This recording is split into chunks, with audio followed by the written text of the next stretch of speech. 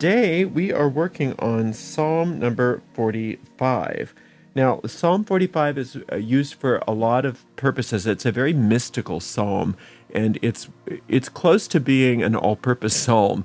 But one of its traditional uses is for a happy marriage or relationship. And so this can be the starting of a happy marriage or relationship, or easing problems within a relationship to make it happy, to heal a relationship or marriage to make it happy. So that's what we're working on today. Now, the way that you work the psalm spell is very simple and very powerful. And that is that you take the psalm in question and you recite it out loud all the way through once without stopping. We call this an incantation. And then to actually work the magic, you go back through that psalm and you take each verse in turn and you search and dig for hidden occult meanings within that psalm. And that searching and that digging and then applying the truths that you find to the problem at hand, the reason that you're coming to the Psalms, that in and of itself is how we plow the fields of the deep mind, so that we plant those magic seeds that we find within the psalm. And then those seeds take root and grow, and they bear fruit after their own kind. And that's what we're going to do together right now with Psalm 45. My heart is inditing a good matter. I speak of the things which I have made touching the king. My tongue is the pen of a ready writer. Thou art fairer than the children of men. Grace is poured into thy lips. Therefore God hath blessed thee forever. Gird thy sword upon thy thigh, O most mighty, with thy glory and thy majesty. And in thy majesty ride prosperously, because of truth and meekness and righteousness. And thy right hand shall teach thee terrible things. Thine arrows are sharp in the heart of the king's enemies, whereby the people fall under thee. Thy throne, O God, is forever and ever. The scepter of thy kingdom is a right scepter. Thou lovest righteousness and hatest wickedness. Therefore God, thy God, hath anointed thee with the oil of gladness above thy fellows. All thy garments smell of myrrh and aloes and cassia out of ivory palaces, whereby they have made thee glad. King's daughters were among thy honorable women. Upon thy right hand did stand the queen in gold of Ophir. Hearken, O daughter, and consider and incline thy ear. Forget also thine own people and thy father's house. So shall the king greatly desire thy beauty, for he is thy Lord, and worship thou him. And the daughter of Tyre shall be there with a gift, even the rich among the people shall entreat thy favor. The king's daughter is all glorious within, her clothing is of wrought gold. She shall be brought unto the king in raiment of needlework. The virgins, her companions that follow her, shall be brought unto thee. With gladness and rejoicing shall they be brought. They shall enter into the king's palace. Instead of thy fathers shall be thy children, whom thou mayest make princes in all the earth. I will make thy name to be remembered in all generations. Therefore shall the people praise thee forever and ever. My goodness, this is a lot of beautiful symbolism, and it can be one of the more confusing psalms just because it doesn't always tell us who the psalmist is addressing, because he addresses the king and then God and then you and then the king and then the God and then you, and sometimes he doesn't really make it clear who he's talking about. So here we go. My heart is inditing a good matter. Well, so far he's speaking to himself. He's speaking just vaguely outside to his own thoughts. So my heart is inditing a good matter. Inditing in this sense is meaning writing or composing.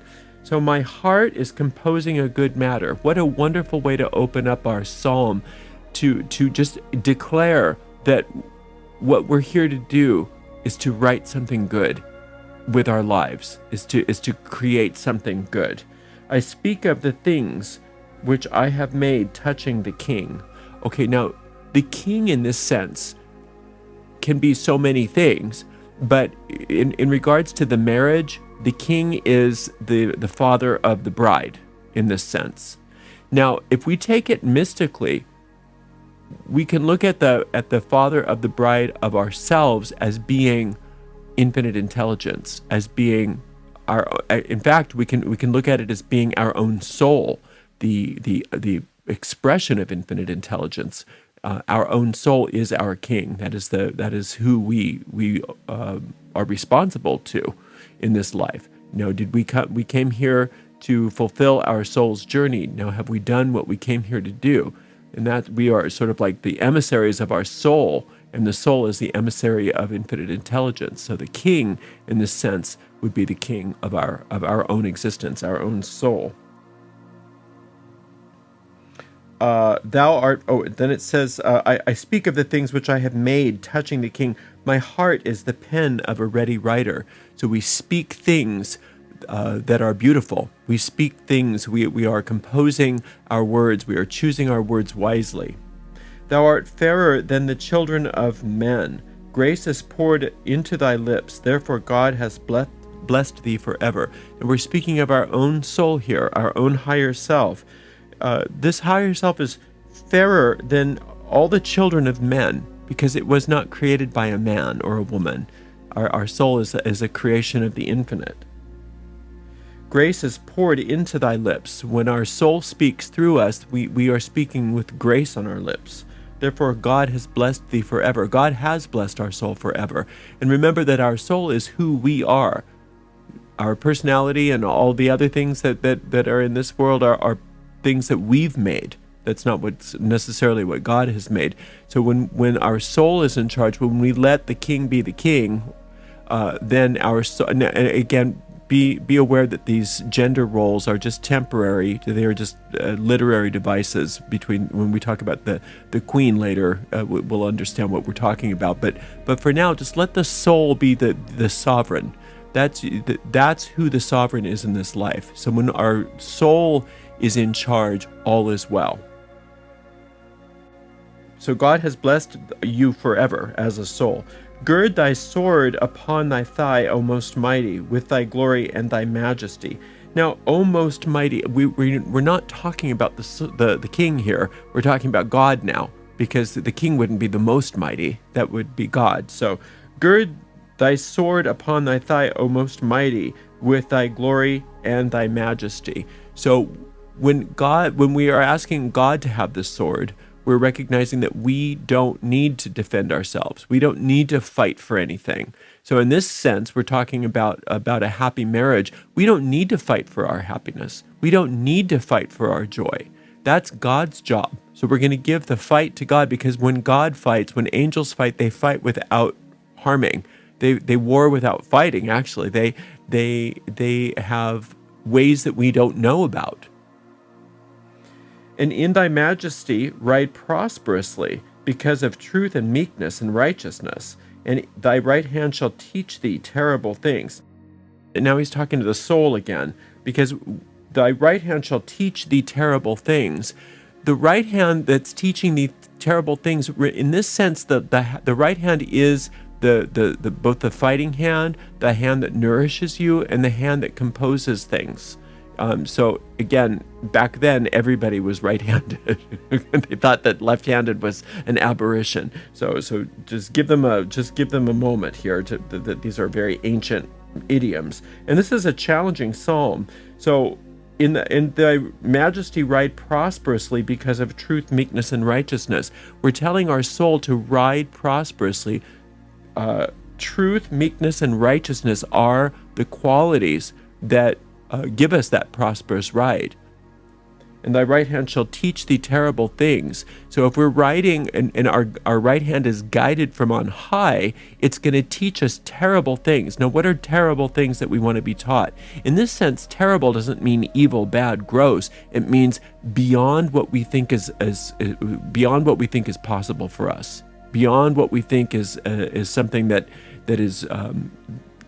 we are capable of achieving. And in this case, the terrible thing is either the healing of the relationship or the beginning of a relationship, depending on why you're coming to the psalm.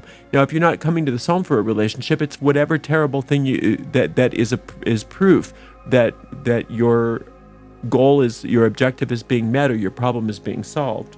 Thine arrows are sharp in the heart of the king's enemies, whereby the people fall under thee. Now, the king's enemies, what are the soul's enemies? The soul's enemies are illusion. The soul's enemies are anything that distracts the soul from its purpose. The soul's enemies are all of our own ego thoughts that are trying to distract us with the minutia of this world. And that's one of the poisons of all good relationships is we stop being in love and start thinking, yeah, well, there's money and we got to, take care of the kids or whatever, the house and the this and the that. And we stop forgetting why we got together in the first place. And so thine arrows are sharp in the heart of the king's enemies. So any of those enemies, any of those distractions from the soul's journey are considered the king's enemies or the soul's enemies. And so God's arrows go straight into those things. And we want that. Just like light always destroys darkness, the arrows know exactly where to go if we allow them to. If we allow those arrows to destroy our distractions and our darkness, it will be done. Whereby the people fall under thee. So the people falling under the Lord in this particular sense, the people would be all of the different inhabitants of your consciousness, the people falling under thee. So we want, in this sense, that the people are the enemies. We want those enemies to fall under God. We want them to fall under God because then they are either destroyed and they're gone, or they're repurposed for something better. Thy throne, O God, is forever and ever. The scepter of thy kingdom is a right scepter. So the throne of God is forever and ever, meaning that there's only one. There's only infinite intelligence. There's nothing to oppose it. There's one power, there's one force, there's one source, there's one substance. In all the universe, there's only one, and nothing can oppose it. It is unassailable. And that's why its throne is forever and ever, and the scepter of thy kingdom is a right scepter. Now, a scepter is simply a symbol of sovereignty. So God is sovereign. And remember, this is a pre-gender experience of what God is. God is the eternity and the unity of all. It is all that is. God's name in the Bible is I am that I am. Okay, so it's all that is. It's all that is real. It is all that is truth. It's all creation. It's all power. Anything that's not God doesn't exist, but we can think it does. But that's not what's sovereign. That's not under God's direction. That does not exist in God's, that is not coming from God's throne. So anything that is not God would be problems with your relationship, loneliness, divorce, unless divorce is a good thing, but all of the things that you're coming to the Psalm for that are the problems in your relationship, or maybe that you don't yet have a relationship that you're wanting, all of that, the loneliness, the problems, the anger, the upset, those things are not from the throne of God. They are not God's will. They did not get created by God. Therefore, they don't exist from God's point of view. So we want God's point of view, not ours in this situation. Thou lovest righteousness and hatest wickedness. Therefore God thy God hath anointed thee with the oil of gladness above thy fellows. Now we're speaking again to the soul. It's like very, very difficult sometimes when they change on a dime like this. So thou lovest righteousness and hatest wickedness. Therefore God thy God hath anointed thee with the oil of gladness above thy fellows. So since your soul knows what's right and knows what's true and also knows what's false, hating wickedness means that it turns its attention away from anything that's not real, turns its attention away from that which is not true. Wickedness is the shadowing or the negation of good. So that it's not a true principle, therefore your soul has nothing to do with it. That's what it means by hating wickedness. And so since it only is occupied, it's preoccupied with the truth, then only the truth exists in it. Therefore, God anoints it with the oil of gladness above thy fellows. So above anything that is an illusion of a companion that doesn't exist within that perfection, within that truth, within God's truth. All thy garments smell of myrrh, aloes, and cassia out of the ivory palaces. Now, myrrh, aloes, and cassia were perfumes that were very expensive in those days. They were, it was like myrrh, aloes, and cassia. That was some pretty amazing anointments, and those were great perfumes. But remember, back then, perfumes and medicine were the same thing. So the perfumes and the medicine, and they also were considered a method of worship. A method of connecting with God is to perfume the temple, is to perfume ourselves, is to perfume the air with these sacred substances. Out of the ivory palaces whereby they have made thee glad. So ivory palaces, in this sense, this is where the soul lives. The soul lives in ivory palaces.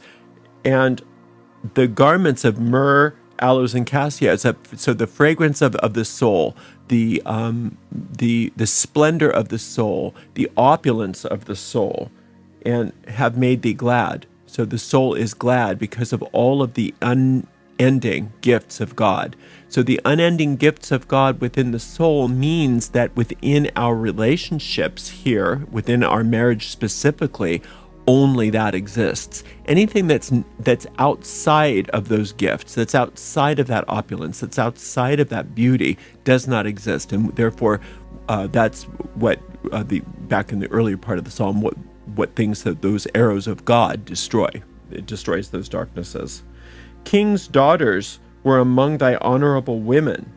Upon thy right hand did stand the queen of Ophir. Hearken, O daughter, and consider, and incline thine ear. Also, forget thine own people and thy father's house. Okay, so now the daughter that's in the story here that's coming to be married, the bride to the groom, in this culture, they forget their own people and their father's house and start their own family with their new husband. That's how things were. And can still be for many cultures. But let's look at what this represents for us. This means that in your relationship, what once was, if there were problems, we are going to forget that house. We're going to forget the house of that father, and we're going to come into the new house, the house of the soul, the house where these two souls are joined as one, and that house is blessed by God, and that means that there is nothing but perfection within that marriage, within that relationship, because the daughter of that relationship, the bride of that relationship, has forgotten her father and moved in her father's house and is creating a house of her own with her husband. And that's happening within your mind. It's not. It's the daughter and the new husband don't represent the two people in the relationship for us. That represents the two parts of our own mind coming together, so that we are a whole individual sharing a marriage with another whole individual. But those parts of our mind which were at odds with the relationship, that where some of these problems might have been happening, or if you're not in a relationship yet and you're looking and you're feeling lonely, all of that, we're considering the daughter's old father's house. She's coming out of that house and she's being married with her desire, and that sacred holy marriage happens within us, and that can be utilized for any desire. But in this instance, it's for a happy marriage. So shall the king greatly desire thy beauty, for he is thy Lord, and worship thou him. Okay. So the daughter, in this sense, that's worshiping the king, it's not worshiping like we worship, it's not worshiping in a religious sense. It's like when somebody's so in love with somebody else, I just worship the ground he walks on. It's that kind of worship. It's just, I lay down my life for you. And then he lays down his life for her, and together they have this wonderful marriage. Now we want that first and foremost, before we have that in an actual marriage, we want that to happen within us. So we, as the daughter, want to lay down our lives for the king, who is our soul. And together we make a great one unity. And that unity, that's an integrated mind. That's a mind healed, one with one's soul. And then, and only then, are you capable of having a fulfilling and fulfilled relationship with another soul. But if it's a split mind that's not integrated, then all you're going to be doing is looking to that other person to fulfill needs in yourself. And that's not their function. They're not here to fulfill needs in you. You are here to fulfill those needs by finding your soul. Your soul is the fulfillment of those needs. And once you have a fulfilled experience here, then your relationship and your marriage will be a happy one, because you're no longer trying to use the marriage for something that it's not capable of giving you, and that's fulfilling a perceived lack in yourself. So that's what it means when it says, so shall the king greatly desire thy beauty. The soul desires you. The soul desires your awareness, the beauty of your awareness. If you're not aware of your soul, the soul is just sitting there lonely, waiting for you. And you're always wondering, when am I going to have a mate? When am I going to be happy? When am I going to get rid of this existential loneliness? Or why do I have problems with relationships? It's because you're longing for connection with your soul. It's your mind and your soul are at odds with one another. And so once that sacred marriage happens, then the marriages in our lives can reflect that perfection. And the soul desires you. And the daughter of Tyre shall be there with a gift. Even the rich amongst the people shall entreaty thy favor. So the daughter of Tyre is a sense of somebody that comes with a great dowry, somebody that comes with great opulence and wealth, something that comes from a great family. And even the rich people are going to be, oh, I wish I had what you had. Oh, I wish I could have what you have. And that's just natural. It's just natural. When you are one with your soul, when you have that integrated personality, everybody wants a piece of you. Everybody wants to be part of you, including your beloved, including the object of your affection in this world, including your husband or your wife or your mate or your partner. They also desire to be one with you, and you desire to be one with them. But it's a desiring to be connected to whole individuals connecting. It's like two chalices, full chalices that are overflowing onto each other. We are recognizing that people aren't there to fill these perceived lacks. The only lack that can be filled in our lives is that lack of us turning our minds and hearts away from our own soul's expression here. The king's daughter is all glorious within. Her clothing is of wrought gold. So that's who you are. You're the king's daughter. Your mind is the king's daughter, and your soul sent a piece of itself into this world to have experiences and to fulfill functions, and you had missions and journeys and things that you came here to do, and that is considered the daughter, and you're glorious within. Your clothing is wrought of gold. Now, somewhere on the journey, that daughter, that glorious princess that was sent to earth, forgot who she was, and forgot that she was all glorious and all wealthy and all perfection, and then started to search within the world to fulfill needs that can't be fulfilled by the world or anything in it. So if you recognize and remember who you are, you're the king's daughter with all gloriousness, your clothing is wrought of gold, then there's no more confusion as to why you're here. You're here to be who you are. And then you can't help but have healthy relationships, because you're not looking to a relationship to fulfill you in ways that the relationship is never, ever capable of fulfilling you. Only your soul is. She shall be brought unto the king in raiment of needlework. The virgins, her companions that follow her, shall be brought unto thee. So the virgins that are her companions, those are her handmaidens. And those handmaidens are your thoughts. Those handmaidens are the thoughts that were granted to you. Now, she didn't create her own handmaidens. Those were given to her by the sovereign. And the sovereign in this case is your soul. And your soul is here to protect you, is here to give you the things that you can't get on your own, because you didn't come here by yourself. You came here as an emissary.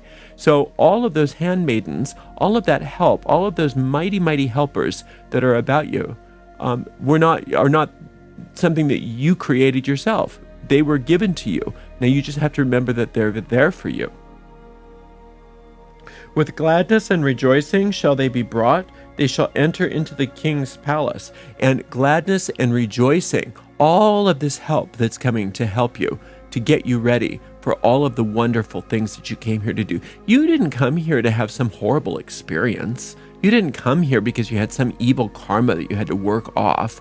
You came here to have a glorious experience and to remember who you are. And by remembering who you are and why you're here, you are reminding other people who they are and why they're here. Not because you're banging them over the head with something, but because they are inspired by watching you, by being in your presence.